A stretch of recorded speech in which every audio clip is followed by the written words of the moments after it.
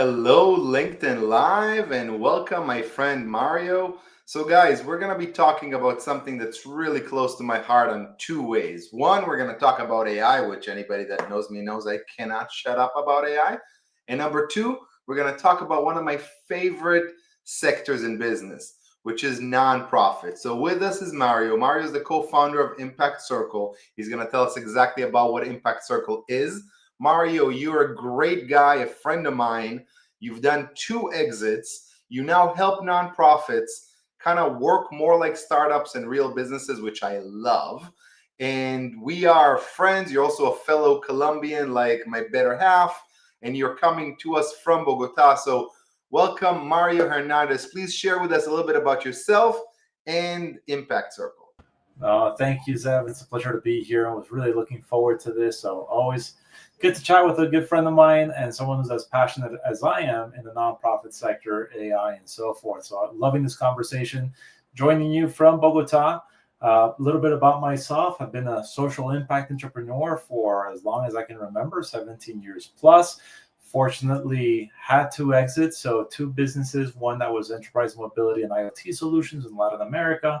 The other was a water treatment solutions, which really got me into the social impact space, purifying water across the Dominican Republic. Since then, have raised investments for innovating corporate philanthropy, and then finally found my sweet spot, which is Impact Circle, where we teach nonprofits to have that startup mentality so that they can actually leverage things like AI, not be afraid of it, fail fast so that they can actually learn from those mistakes, shift the conversation from donors to investors that actually feel that they're part of the mission, not transactional, for long-term funding. And really, we do focus on is teaching them the power of LinkedIn, understanding that it is a gold mine of opportunities for nonprofits looking for corporate partnerships and so forth. So yeah, we're extremely excited working alongside plenty of organizations from like the grassroots levels to the 5 million plus in budget. So it's been a beautiful adventure. Love it. So, everybody, if you're in nonprofit or if you're interested in nonprofit, this is a great conversation for you to listen to. I've worked with many nonprofits during my career, some of them from the most famous ones that everybody know and some that nobody knows. And let's break this down. Nonprofit means that what you're doing is not only to make money, okay? The goal of what you're doing is not only to make profit. But let's agree on something. Profits are extremely important, or revenue is so important for nonprofits. And nonprofits need to lead themselves a lot more like a startup than they do a charity, right? Can you break that down a little bit?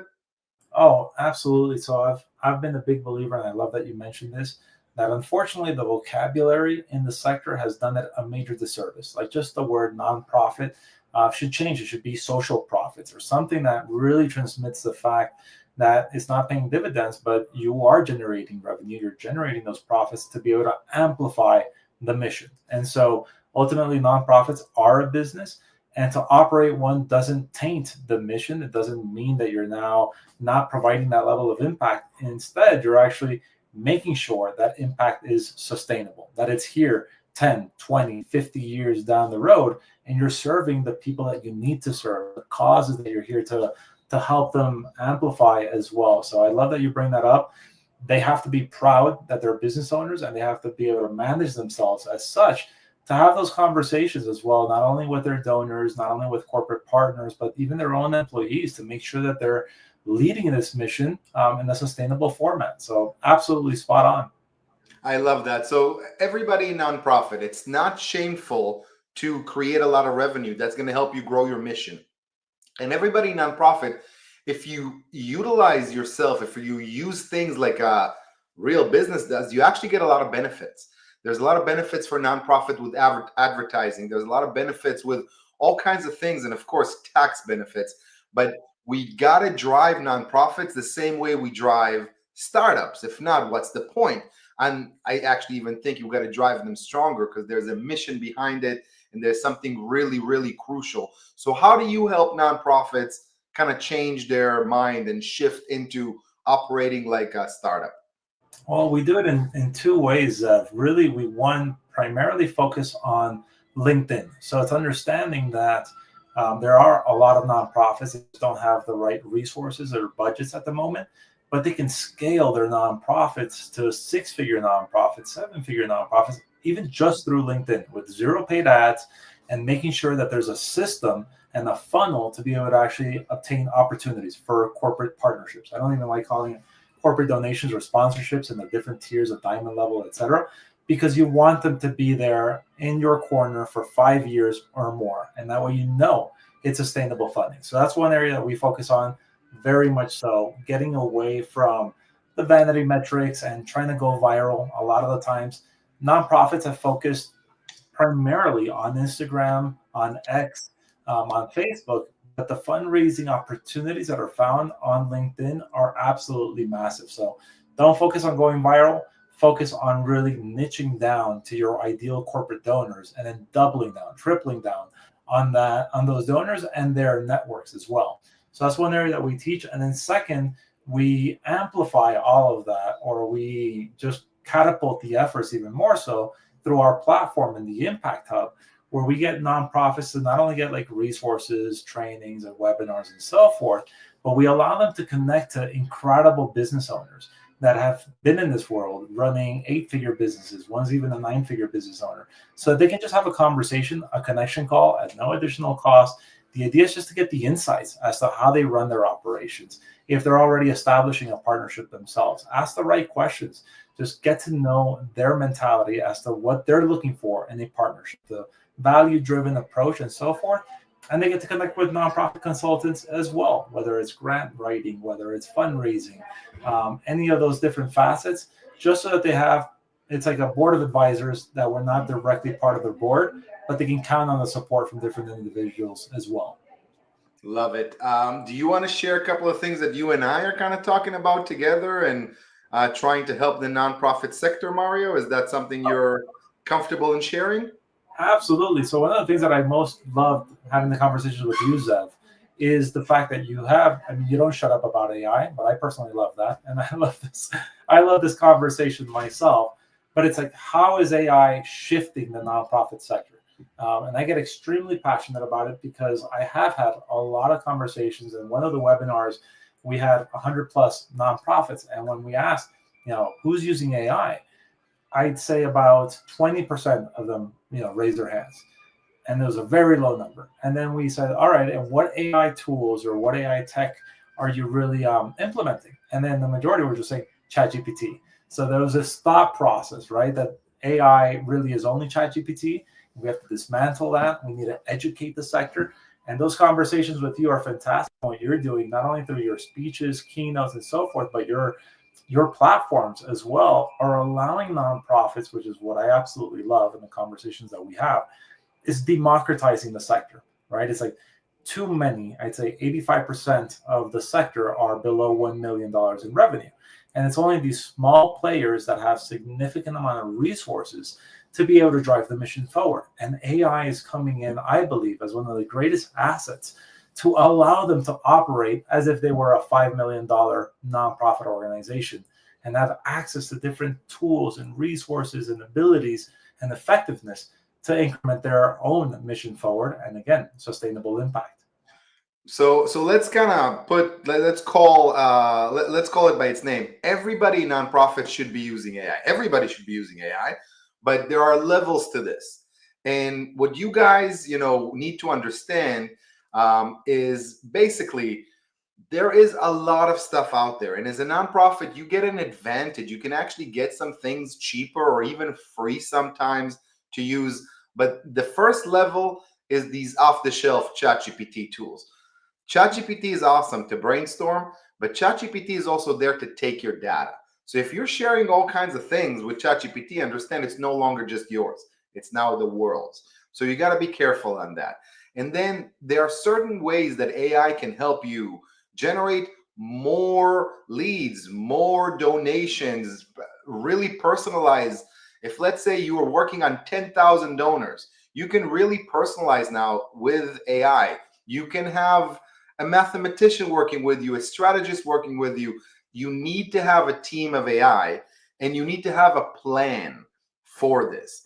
So this is something, I'll share. We haven't made any decisions on that yet, but one of the things I do as a company is I help other companies get an AI roadmap.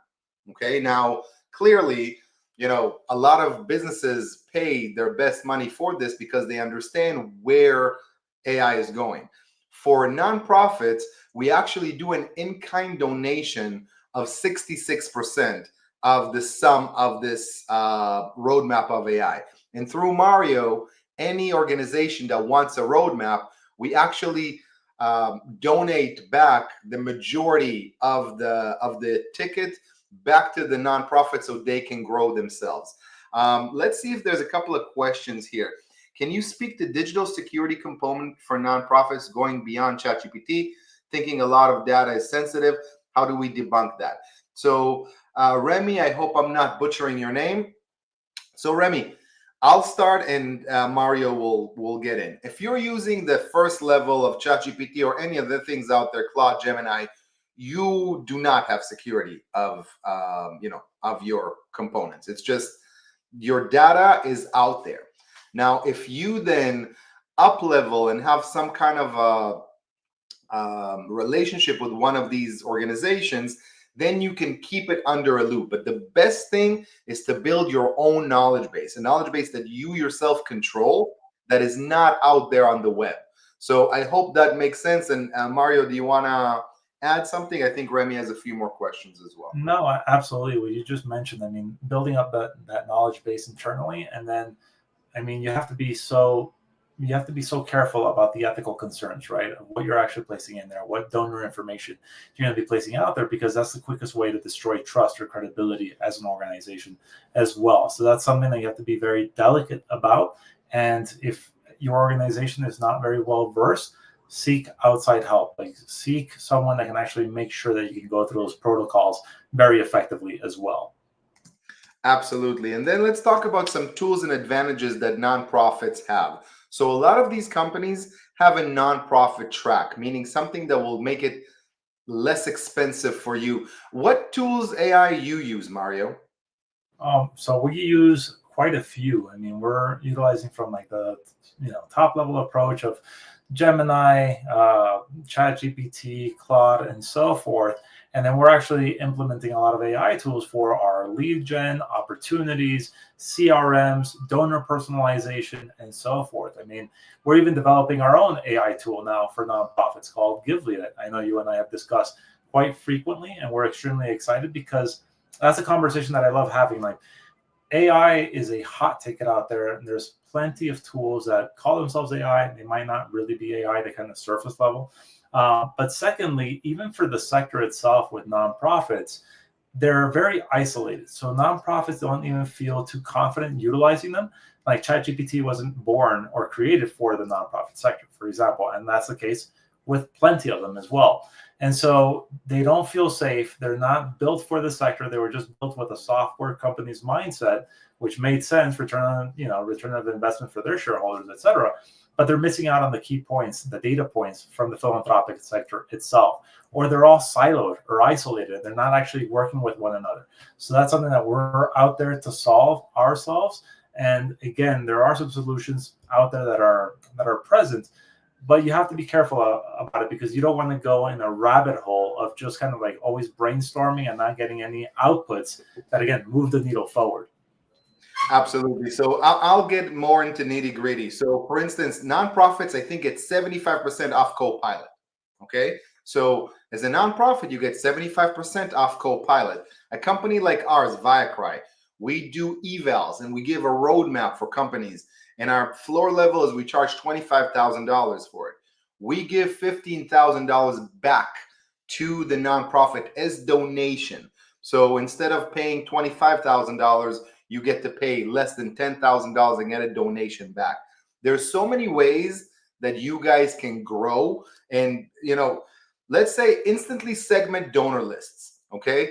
How many of you got donor lists that are a mess? AI can help with that extremely well. And I've worked with some nonprofits that it's just been incredible. For instance, the Kids Center project nearly doubled their regular gift to 2.2 million just by using AI to predict major giver potential. Okay, so you have so many tools right now that you've never had before, Mario, like literally never. So I hope that answers your question, Remy. We have a couple more questions. How could AI propel nonprofits like NAMI, National Association of Mental Health, to improve their performance in helping caregivers and peer supporters? Great question, Shamar. So an organization like NAMI, which I love, and they have a great mission, and hopefully you're working with them as well, Mario, is basically you can help them with increasing their reach. You can help them with all of their analytics. You can help them with all their personalization. They can now do literally, I'm not exaggerating, 3 to 5 times more of what they know works just by utilizing AI. In the AI world today, Mario, we all have employees, like literally all of us. And you can have an employee like somebody that doesn't know you and somebody you just rent for $10 an hour. They won't do very well for you. But if you prep that employee, if you bring it in, let's talk about an AI as an employee, not like a software. You teach it your values, everything you need to do. Now you have somebody that works 24/7, doesn't take days off. Okay, I'll give you an example. Anybody here knows, and I know I have a lot more comments to go through, but anybody here knows about Selenium and Selenium bots? Have you heard about Selenium or Selenium bots, Mario? I have not. So a lot of nonprofits use legacy technology, right? Because it's stuff they got for free, especially if you're not a new nonprofit. And a lot of these softwares don't talk to one another, meaning there is no API. One software is blind, the other one's deaf, and they can't communicate. So we build basically bots within nonprofits that do the work to move between the systems, so the nonprofit doesn't need to change all their technology, which is a very expensive and cumbersome thing. So that's one thing. On digital securities, are there tools being set up to ensure data protection when using AI? 100%, Remy. You can build a secure knowledge base within your server, or you can utilize a Copilot with an agreement to keep your data. And as I mentioned, Copilot gives 75% discount to nonprofits. We have a couple of more comments here. Appreciate it. Thank you so much. Mario and Zev, the name was really close. Team Live, hello from Atlanta, Georgia. We got a lot of people. I'm trying to get all. As someone who's building on being an AI content writer, these tools are spot on. Thank you, Enola. We really appreciate it. If we want to talk about tools, I'll give a couple of tools that I love to use and a couple of ways that nonprofits need to use tools, and then you'll go and we'll continue with the comments. So guys, ChatGPT is the elephant in the room. It's not the best one, but it's something you can use, especially if you use it for soundboarding and brainstorming and just like ideas in the big sense. I love Claude, okay, Claude. If anybody here never used Claude, go download Claude. Claude just came out with version 4 Opus. It truly makes ChatGPT look like a child, like truly. Gemini is incredible. Now I'm going to give some recommendations for tools that I don't know if you know, Mario, and if you do, I would love your input. Anybody here try to use Notebook LM? It's a tool from Google that you can bring in a lot of data. It's served as a RAG, a retrieval augmented generation, which is the future of AI. So Notebook LM is a great tool to use. Google Studio is a great tool to use. It will explain to you how to use any technology, which a lot of times in nonprofit, there's not a big knowledge. But use a few AI tools to work against or together with one another. You create something on Gemini, ask ChatGPT to improve it. You put something on ChatGPT, ask Claude 4 to improve it. After you put all of that into a notebook of Notebook LM from Google and see what it can build for you. The more you put in, the more you get out. If you're going to be lazy with your AI, it's going to look like you were lazy with the AI. AI is an amplifier of anything, whether it's good or bad. What do you use and what works for you? So what you just mentioned, I just wanted to touch upon that. Like, we do need to treat AI as if it was another employee. Like, people don't realize that you have to go through the entire training. It's the same thing. You have to be able to educate it. You have to take your time with it, understand the entire values, principles, who you are, and so forth. And the more that you feed it the way that you mentioned it, then the better outputs that you're going to be obtaining. One of them that I always suggest, as well as a tool, is Perplexity. I think that Perplexity is absolutely fascinating in terms of just getting the questions out there, whether you're receiving questions from potential donors already as to how you're implementing your mission, what you're doing, and so forth, and feed it with Claude or ChatGPT as well to understand what's trending right now in the world of nonprofits, what's trending in the world of corporate sponsorships, what are corporate partnerships now looking for as well, because the environment is ever evolving now that Gen Z and millennials are 75% of the workforce. That's causing corporations to shift their entire thinking as to how they partner with nonprofits. So Perplexity and then feeding that into your other AI tools is absolutely crucial to do so. And it's very easy to do, or very quick to do anyway. Love that. We have a bunch of questions. Let's take them. So B is asking, are you referring to using generative AI tools, predictive AI tools, or prescriptive AI tools? I'm talking about using all of them, but using them under your own knowledge base. Okay, B? So basically, you need to utilize generative AI tools because you will be able to do more things, more emails, more stuff. Now, for nonprofits out there, if you've never made it work before AI, AI is not going to help you. Okay, AI is not a magic stick. If you were not able to do it prior to AI is just going to, amplify on what you're not doing. But if you were able to do a process before AI, now AI can literally get you to 3, 5, and sometimes 10x of what you're doing. So look at the things that you know how to do, that you know that works, and use AI as a duplicator. Now, predictive AI analytics tools are the smartest to use. You guys have a lot of data, especially if you're any kind of success as a nonprofit. Put that data in. Now you have an expert that can help you understand how to utilize that data to grow. So I hope, B, that helps.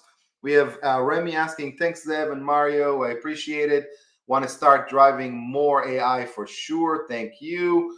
Hamad and Elise are agreeing with us. Remy, are you planning to share training courses or tips after this, especially on Mario's point of building my own? Yes, we'll share a bunch of stuff, and we'll give Mario a few things that he can share with you guys as well. What is the most strategic way for a CEO of a nonprofit to use AI to become more efficient today? Mario, why don't you take this one, and I'll add afterwards. So in that regard, I mean, one is what, in terms of what Zev mentioned, like one is establishing a roadmap. So understanding exactly the different types of AIs that are out there, from like generative, predictive, etc. That allows you to understand all the different systems and formats that you're going to be utilizing it to increment the efficiency of your organization. Now, first, you have to be reflective. So what are the biggest pain points or challenges that your organization is going through? Because you don't want to just start utilizing any AI without a direction. That's going to lead you to drive at 100 miles per hour with a good Ferrari, but going off a cliff. So you need to have the right direction and understand that as an organization before you start implementing the AI. Now that you understand the biggest pain points, maybe it's donor retention, which a lot of nonprofits suffer from. They hover around 45%, which is a terrible number, and no business, whether it's for-profit or nonprofit, can really survive that way. But let's say you focus on donor retention. Maybe it's because you have a generic outreach message to all of your donors. You're treating them all the same. AI would be one of the greatest tools that you can utilize to cut through that noise and really now personalize each donor message, whether it's from like the thank you notes, the gratitude messages, or just the donor outreach to say, hey, we haven't discussed with you in about 3 or 4 months. The last gift that you gave us helped us do X very specifically, but you're utilizing that AI for personalization that is obtaining all the data from your current donor base. So that's where I would start, understanding your biggest pain point right now as a nonprofit organization, and from that pain point, that urgency, amplify the solution with AI. What would you suggest, Zev? I love that. So guys, if you don't know what to do, just buying shiny tools is not going to help. So you need to have a plan, and the plan is 3 main parts. The number 1 part is where you can save a whole lot of time. Okay, nonprofits are usually skinny in people, meaning you don't have enough people. So the first thing to do is figuring out where AI can save you time. Now, the time saving is not to let go of people, it's just to have those people do other things that can help you grow. So first thing, figuring out what you can save time. You can literally save sometimes 50, sometimes 75% of the time of your people with AI. The second thing is how you can expand revenue, donation, how you can bring in more with the lowest risk. Okay. And then you need a plan for the next 12 to 18 months, B, because if not, everything is going to change and shift. You need to understand where you're putting AI, and then every month you got that right, you got the personalization part right. Now you're moving to the next part, but you need to have a plan, and you need to leave the riskiest things last. Okay, because you do not want to share sensitive information, bank accounts, donor information. That is the last thing you want to do. So B, I hope that helps. Shamar says still learning but familiar with them. Let's see. Enola, Muhammad Ahmad, lovely to meet you. I'm interested in learning about, I'm not sure this is for us. Are you interested in, that is, I think, for somebody that commented earlier. How specifically does Claude make ChatGPT look like a child? Great question. It writes way better. Don't quote me on this, but this is how I feel about ChatGPT and Claude, and I would love your opinion too. ChatGPT is like a guy that is looking for a shortcut all the time, okay? Which I love, and there's room for it. Claude thinks a little bit more like a female, adds more context, tells more stories, and does a lot better on long form. The new version of Claude is brilliant. Try doing the same prompt B for ChatGPT and then go to Claude for Opus and see how it changes. I use both of them. I usually start with ChatGPT and then I move it into Claude. Why? Because ChatGPT knows me a little bit better than Claude and has done more things for me. So I start there and then I move it to Claude, but try it out. I think Claude is a far superior writer. I think the logic skills are better. But again, they're all inching up. So soon, ChatGPT will release another version. How do you feel about this question?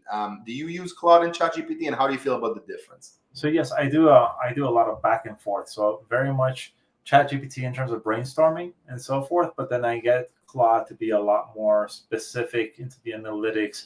What you mentioned, the writing. I feel that Claude is leagues above of what ChatGPT is, and so it's just like you always have all these different tools at your disposal.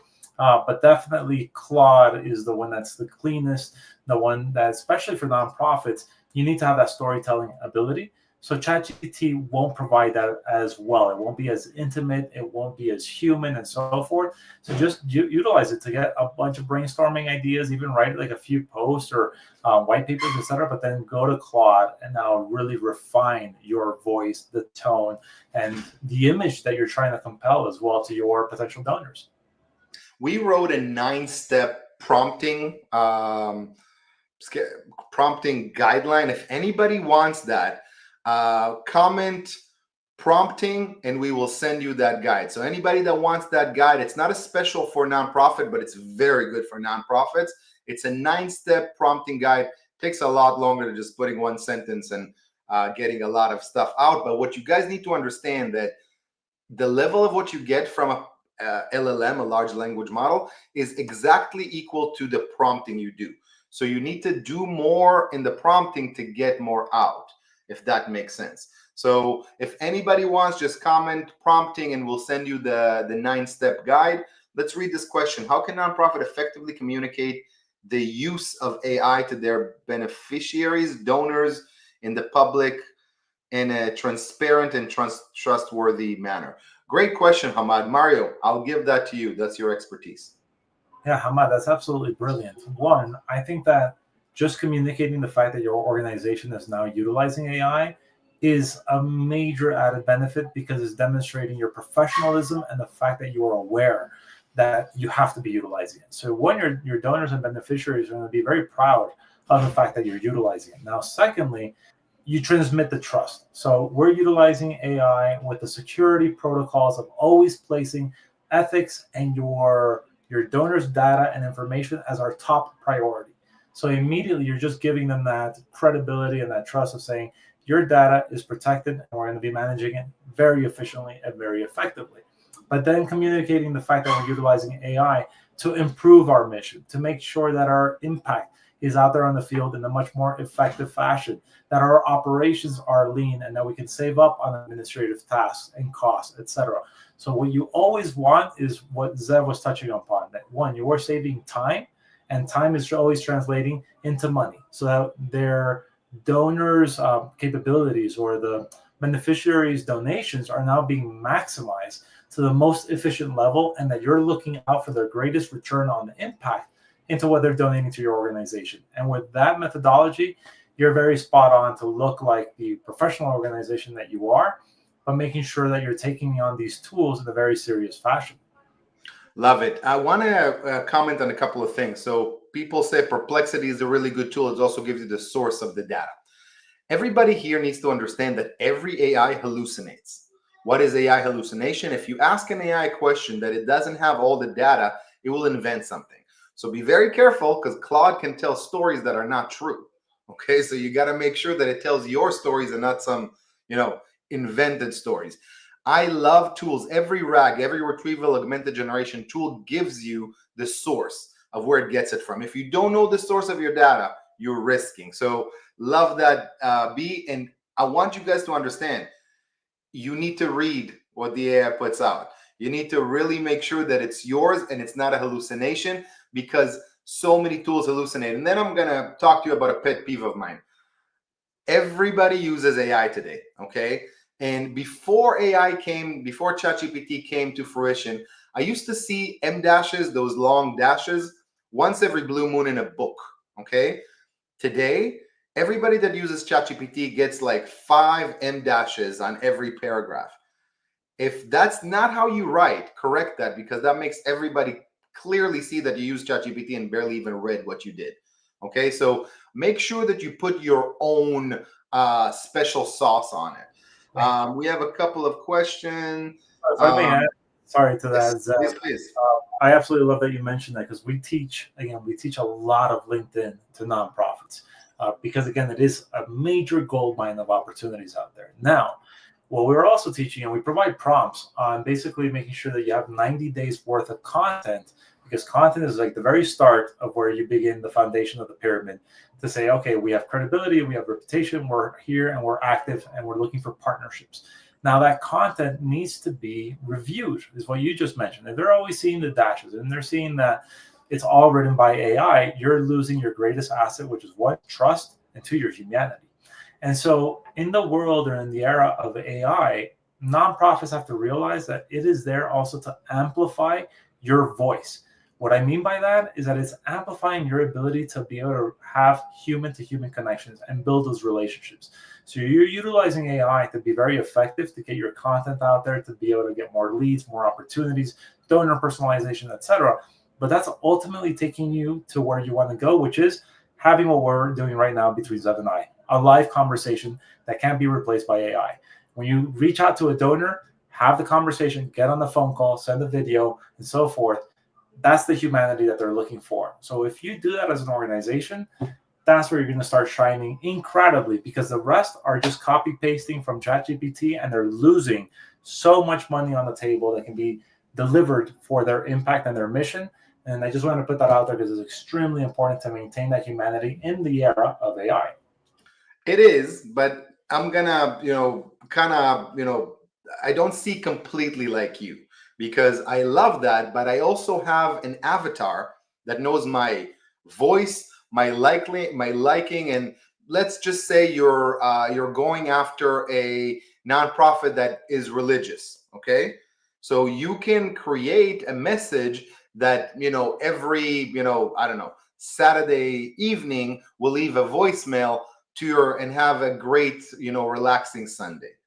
Okay, so I don't have time to send 2,000 calls to people, but if I have my voice leaving you a message, Mario, that hey, thank you for all the work we've done together, have a happy and calm Sunday, would that make you smile? Oh, for sure. And I think that's Absolutely. where So this can complete. enhance your who you are. You just got to make sure the AI knows. We had a lot of questions, and I love the conversation between everybody in the chat. Um, I think somebody was asking, Remy here was asking on how to build your own knowledge base. No silly questions here. You can use things off the shelf, but the first most important thing, Remy, is understand what the data you want to use. And then building a knowledge base is basically like securing a website. And then you just have an AI tool. It can be an off-the-shelf AI tool, and it can be an AI tool that is custom to you, only works on that data. Okay? So similarly to bringing stuff up to Perplexity, that it only works on that.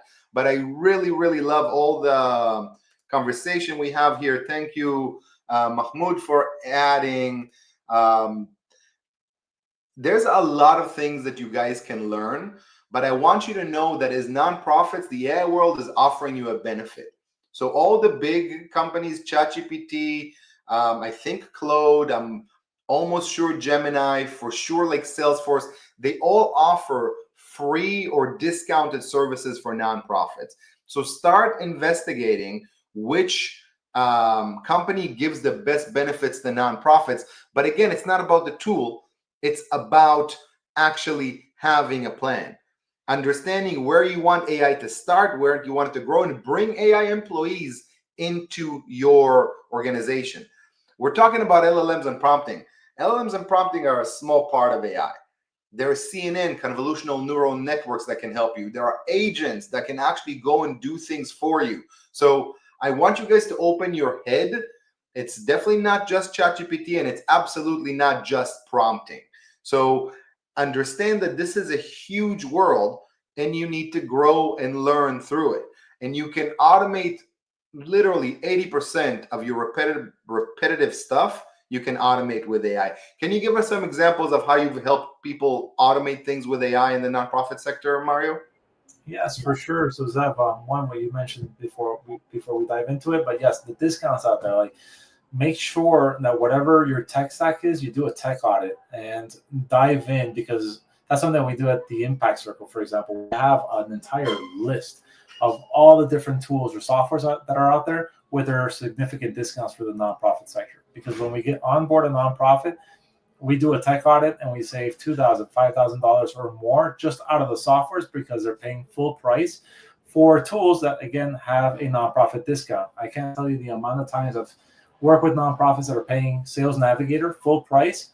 Sales Navigator is $30 a month for nonprofits. It has a 75% discount available. So that's one that you have to start implementing immediately. Two, in terms of the automations, definitely. So even things that we were going through of actually making sure that you have the right content sequence. If we're talking about LinkedIn, that you have the right DM sequence. It can all be done via AI. The first thing that I do is train it. So one, getting into the conversation, let it know your organization. Have a conversation, utilize the microphone function, and actually just say, hey, listen, I run a nonprofit that has a $5 million budget. We focus on these different types of geographies. We have these many employees. Our biggest pain points are this and that and that. And take some time to just really get it to understand your entire organization. And then from there, whenever you're actually implementing different DM tools, automation tools, lead generators, personalization, etc., it always uses that knowledge base that you provided, basically, and then it'll output for every significant portion of your operations with that knowledge base as its foundation. So that's something that I think is always important to do, is go back, set the foundation for your AI tool, and then everything else that you will implement, it'll just be maximized because you gave it the information already. Amazing. And guys, thank you so much for all the comments and all the questions, and everybody that put prompting. We'll make sure we'll send you the guide. But we have a great question here that I would love to answer, and Mario, I would love your answer. And we've been doing this for 40 minutes, so hopefully you have a few more minutes for us, Mario, because it seems like people want to have some answers. So what are the most significant barriers you've observed for nonprofits looking to adopt AI beyond just funding? It's not funding. I want to be very clear. It is not funding. It is understanding, and it's leadership. Okay? AI needs to come from the top, not from the bottom. Every organization, the AI is already there in the bottom. Okay? Every organization, every person uses ChatGPT. I can guaranteed. I've seen in the numbers. If you guys are not aware, AI is the fastest technology we've ever adapted. Way faster than the smartphone, way faster than the internet. And it's just in the beginning. So the biggest barriers, Hamad, are education. It needs to come from the leaders. Okay, the leaders need to understand. I compare AI to gunpowder. Okay, and I know I'm a guy, and I think I think about wars and armies. But if you are out there and gunpowder is out, but you insist to just use swords and bows and arrows, guess what's going to happen when you meet another nonprofit that uses gunpowder? They're gonna, take your lunch. They're gonna take everything you're doing. So leaders, learn and start adapting. There are certain things you must bring AI in. There's many ways to do it, but you need as leaders to really understand that AI is here, and if you're not going to use it, you're going to stay behind. So I hope that answers. And Mario, I would love to hear you as well. I absolutely agree with what you mentioned, and it's a conversation with every nonprofit that I have a connection call with. I always say, "All right, what is the biggest challenge right now?" They always say fundraising. You're always going to receive that response. It's not fundraising. It's what you just mentioned. I always go to the root cause that's not allowing you to raise funds effectively.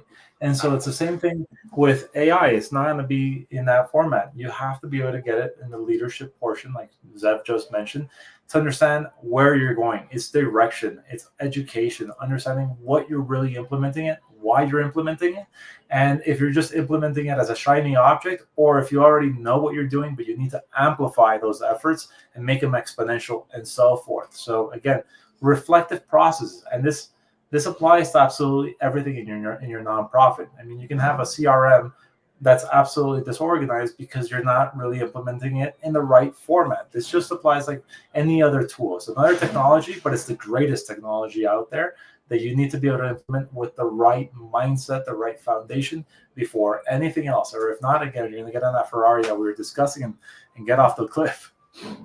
Yeah, and listen, you can give a Ferrari to somebody, but if you don't know how to drive shift, what is that Ferrari going to help you? Okay, I always think that if I get I give you, Mario, a lawnmower and a map, you'll get there a lot faster. And if I give you a Ferrari, you don't know how to drive stick and you don't have a map. So there is an opportunity. Every nonprofit leader out there needs to understand there's a huge opportunity because your sector is not adopting AI as much as they should. And it will happen to everybody. This is your opportunity over the next Q to really bring in AI as employee and then employees. And try not to make it too big. Try not to have AI do everything. Figure out something that the AI can do. And then after that, figure out another thing. And then you have a bunch of agents that actually work for you and can grow what you're doing. So guys, we're about 45 minutes in. I'm going to give maybe another minute opportunity for questions. If anybody has questions for the amazing Mario or maybe myself, put them on right now. In the meantime, Mario, can you share with everybody how to reach out to you, how to basically work with Impact Circle, and how to reach out to you personally? No, I appreciate that, Zev. So yes, first and easiest way to reach out to me is LinkedIn. I have a popular name, unfortunately, Mario Hernandez, but search me as Mario Hernandez Impact. You're going to find me on LinkedIn. Send me a connection, write a DM. I'll be happy to discuss. I provide free resources all the time for nonprofits, from like AI tools, lead generations, again, how to leverage LinkedIn effectively and strategically. Or visit as well our website, impactcircle.network. And there you're going to get, again, all the abilities to join us, to get part of a community, to get access to all these resources, and get special discounts and coupons for our LinkedIn growth. But just reach out to me. I like getting on connection calls and just having a discussion, getting to know your pain points, how I can support, how I can help, and understand your mission even further. So yeah, happy to support in any way. Awesome. So guys, this was incredible. Thank you for all of the comments, and we'll send everybody the prompting guides. We have another AI governance and nonprofit. Thank you, Muhammad. We appreciate you on the live. Guys, if you have more questions about AI and nonprofits, let us know. I'll invite Mario again, and we'll do this again for for another thing. If you send us questions in advance, we will let you know. So can you please give us some example of a few useful AI prompts we can use? So do you have 3 more minutes, Mario? I do indeed. I made some time. Awesome. I'll give some tips. You'll give some tips, and we'll end it with that. So Andrew, the first thing to do with prompting is what I call give your AI a hat. Act as, okay? Give your AI perspective. Act as a LinkedIn expert. Act as a fundraising expert. Thank you so much, Enola. We appreciate you. Thank you, Mario. You made this session awesome. So give a hat, okay? The other thing is tell your AI what's your target market. I speak differently if my target market is leaders in nonprofit or my target market is, people that want to learn about AI, right? It can be a similar one, but you gotta let it understand who it is you're talking to. The next thing you gotta do is give it an understanding of what the win would be. So act as, I'm talking to this, and what I'm trying to do is for Mario to buy my AI tool, whatever it is. Okay, so give it a hat, give it a target market, and give it what a win is. Those are 3 things I do all the time, and those are 3, I think, of the 9 steps we're going to share with you guys. Hopefully that helps. Mario, what is your biggest advice in prompting? I think, honestly, I don't want to be repetitive. You've said it, and that's what I always do myself. I always try to act, or I ask it to act as a professional in the specific sector or camp that I'm looking for help. And that's where, again, you just start treating different types of employees within your organization. So give it that role and then tell it exactly who you're talking to. The more specific that you can be, the better. Like, always be specific. Don't be so generic. Like, niche it down in the same way. Like, if you're a nonprofit, I'm sure you don't serve everybody. So just be as specific, even by a zip code, location, demographics, psychoanalytics, and so forth. And just give it all that information.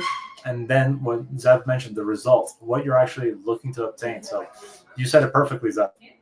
Thank you, my friend. Andrew, one last thing I'll give you is something I always do. It takes triple the time than just sending a prompt, but it's worth it. After, you put that prompt, say, now I want you to ask me at least 5-10 questions that will make you create a better result for me. And then the AI will shoot out 5-10 questions. I do 10, but depending on what you have. And then if you answer those questions, the level of the prompt will be much better. And as Mario and I both said, then you take it, let's say you use ChatGPT, then take that and go to Gemini, go to Claude and say, act as a, prompting expert if you want to improve the prompt, or act as something and improve this. Okay, now my AIs, I always tell them, act as Zev Wexler, because they already know. They have terabytes of my speaking and writing, so they know how I communicate. But if you don't do that, then you got to build that database before you can say that.